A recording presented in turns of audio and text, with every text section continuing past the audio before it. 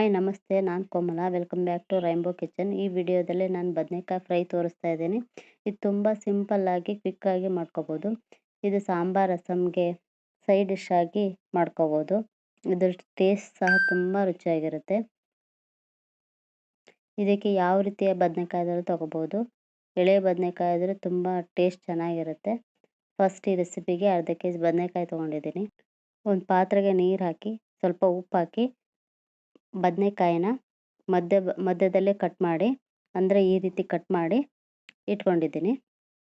Stove ಮೇಲೆ PAN ಇಟ್ಟು 1-2 spoon ಕಡಲೆಬೇಳೆ, 1-2 ಸ್ಪೂನ್ ಉದ್ದಿನಬೇಳೆ, 1-2 ಸ್ಪೂನು ಜೀರಿಗೆ ಮತ್ತು 1-2 ಸ್ಪೂನ್ ಧನಿಯಾ ಕಾಳುಗಳನ್ನು ಲೋ ಫ್ಲೇಮಲ್ಲಿ ಹುರ್ಕೋತಾ ಇದ್ದೀನಿ. ಇವೆಲ್ಲ ಫ್ರೈ ಆದಮೇಲೆ ಸೈಡಿಗೆ ಎತ್ತಿಟ್ಕೋತಾ ಇದ್ದೀನಿ. ಇದೇ ರೀತಿ 1-2 ಸ್ಪೂನ್ ಕಡಲೆ ಬೀಜನ ಲೋ ಫ್ಲೇಮಲ್ಲಿ ಫ್ರೈ ಮಾಡಿಕೊಂಡು ಇಟ್ಕೋತಾ ಇದ್ದೀನಿ. ಇದೇ ರೀತಿ ತುರಿದಿರೋ ಕೊಬ್ಬರಿನ ಮತ್ತು ಒಂದು 7-8 ಎಲೆ ಕರಿಬೇವನ್ನ ಲೋ ಫ್ಲೇಮಲ್ಲಿ ಫ್ರೈ ಮಾಡಿಕೊಂಡು ಇಟ್ಕೊಳ್ತಾ ಇದ್ದೀನಿ. ಇದಾದಮೇಲೆ ಒಂದು ಜಾರಿಗೆ ಫ್ರೈ ಮಾಡ್ಕೊಂಡಿರೋ ಕಡಲೆ ಬೀಜನ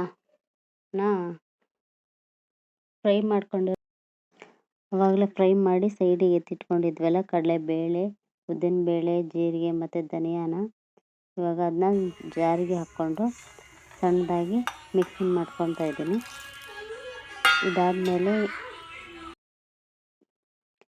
ಇದಾದಮೇಲೆ ಫ್ರೈ ಮಾಡಿರೋ ಕಡಲೆ ಬೀಜ ಮತ್ತು ತುರಿದಿರೋ ಕೊಬ್ಬರಿ, ಕರಿಬೇವು ಏನು ಫ್ರೈ ಮಾಡ್ಕೊಂಡಿದ್ವಲ್ಲ ಅದನ್ನು ಮಿಕ್ಸಿ ಜಾರಿಗೆ ಹಾಕ್ಕೋತಾ ಇದ್ದೀನಿ. ಇದಕ್ಕೆ ಸ್ವಲ್ಪ ಹುಣಸೆಹಣ್ಣು, ಒಂದು 5-6 ಎಸಳು ಬೆಳ್ಳುಳ್ಳಿ, ಒಂದು ಚಿಟಿಕೆ ಅರಿಶಿನ ಪುಡಿ, 1 ಸ್ಪೂನ್ ಖಾರ ಪುಡಿ ಮತ್ತು ಉಪ್ಪು ಹಾಕಿ ಸ್ವಲ್ಪ ಎಣ್ಣೆ ಹಾಕಿ ಮಿಕ್ಸ್ ಮಾಡ್ಕೊತಾ ಇದ್ದೀನಿ. ಮಿಕ್ಸಿ ಮಾಡ್ಕೊಂಡ ಪೌಡ್ರನ್ನ ಬದನೆಕಾಯಿಗೆ ಸ್ಟಫಿಂಗ್ ಮಾಡ್ಕೋಬೇಕು. ಒಂದೊಂದೇ ಬದನೆಕಾಯಿ ತೊಗೊಂಡು ಒಳಗಡೆ ಆ ಪೌಡ್ರನ್ನ ಹಾಕಿ ಸ್ಟಫಿಂಗ್ ಈ ರೀತಿ ಮಾಡಿಕೊಂಡು ಇಟ್ಕೋಬೇಕು. ಇವಾಗ ಸ್ಟವ್ ಆನ್ ಮಾಡಿಕೊಂಡು ಒಂದು ಪ್ಯಾನ್ನ ಕಾಯ್ಲಿಕ್ಕೆ ಇಟ್ಟಿದ್ದೀನಿ. ಒಂದು 5-6 ಸ್ಪೂನು ಎಣ್ಣೆ ಹಾಕ್ಕೊಂಡು ಸ್ಟಫಿಂಗ್ ಮಾಡಿ ಬದನೆಕಾಯಿನ ಇಟ್ಕೋತಾ ಇದ್ದೀನಿ. ನಿಧಾನ ಉರಿಯಲ್ಲಿ ಬೇಯಿಸ್ಕೋಬೇಕು.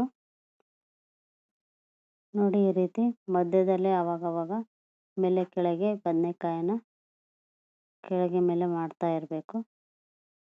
ಈಗ ಪ್ಯಾನ್ ಮುಚ್ಚಳವನ್ನು ಮುಚ್ಚಿ ಸ್ವಲ್ಪ ಹೊತ್ತು ಆದಮೇಲೆ ಬದನೆಕಾಯಿ ಬೆಂದಿದೆ ಅಂತ ನೋಡಿ ಸ್ಟವ್ ಆಫ್ ಮಾಡಿದ್ರೆ ಆಯಿತು.